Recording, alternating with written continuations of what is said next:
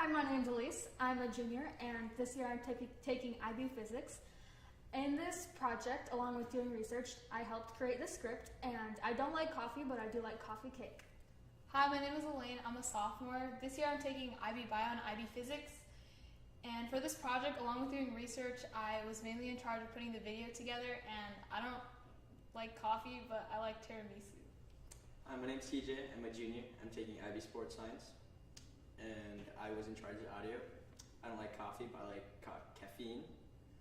So yeah, we're talking about coffee today. Coffee is the most popular drink worldwide after water. 400 billion cups are consumed every single year. Coffee plays a key role in many cultures around the world, providing an occasion for people to connect. It is also an important part of the workplace, raising energy levels, increasing productivity, and encouraging creativity. So how is this magical liquid made? Underneath the coffee pot, between the heating plate and water tube, is the resistive heating element.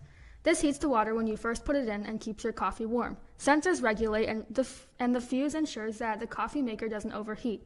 As the water is heated, pressure from water vapor pushes the hot water up a tube. In the tubing, the check valve, also known as a one-way valve, controls the flow of fresh water from a reservoir into the heating conduit by letting cold water down to the heating element and forcing the hot water up a different tube. Without the one-way valve, the hot water would just go back up the cold water tube.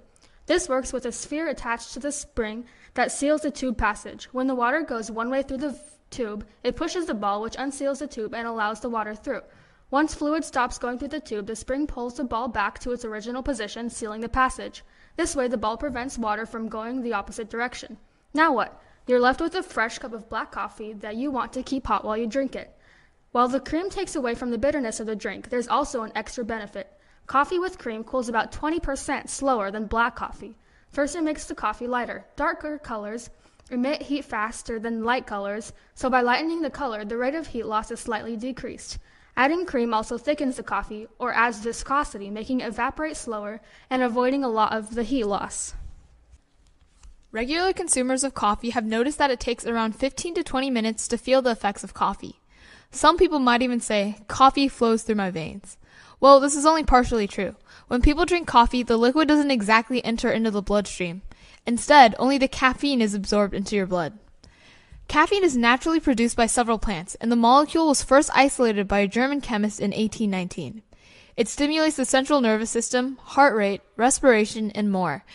Caffeine is structurally related to adenosine with the formula C8H10N4O2. It blocks adenosine receptors in the brain and other organs, reducing the ability to bind and therefore reducing cellular activity. These stimulated nerve cells release adrenaline and increase heart rate and blood pressure. As caffeine enters the body, it will quickly go to the brain, which will thusly act as a stimulant for the central nervous system. As a result, the user will feel a temporary increase in mental alertness and thought processing, while reducing drowsiness and fatigue. This certain feeling is the reason why people will always drink that cup of coffee. In addition to this, researchers from Johns Hopkins found that within 24 hours of consumption, caffeine will actually enhance the user's memory and cognitive function. So coffee not only keeps you awake in your classes, but it will also help you by enhancing your brain power. Coffee can also help you whilst you are exercising. Within your muscles, carbohydrates, or glycogen, is a principal fuel. Once the sources of glycogen is depleted, exhaustion will start to settle. The secondary and more abundant fuel source are lipids, otherwise known as fat. Caffeine mobilizes fat stores and encourages working muscles to use them as a primary source of energy, therefore delaying the consumption of glycogen. By utilizing the abundance of fat first, there will be an excess amount of glycogen by the time fat is used up, thusly causing an extended exercise period. With this in mind, make sure to chug down the extra coffee before your next morning workout. However, we all wouldn't be able to get our hands on this without the sales of coffee around the world. In fact, the United States is the largest consumer of coffee. Coffee isn't just a drink, but also a global commodity. It is one of the world's most traded products, second only to oil. The coffee industry also employs millions of people around the world. So as we can see, coffee isn't only just a huge part of our society, but also the scientific world. Once the coffee is made and enters our body, it affects many things. We can see the many working parts of coffee. How coffee is made, using a drip coffee maker, utilizing pressure, valves, and sensors.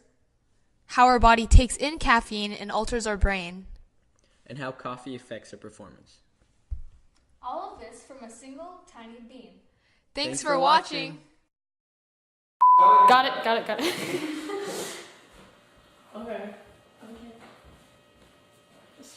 say? I'm so sorry. And I don't like coffee, but I like coffee.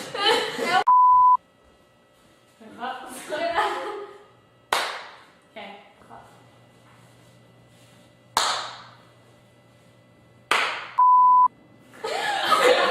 We're good. We're good. Okay, that's all.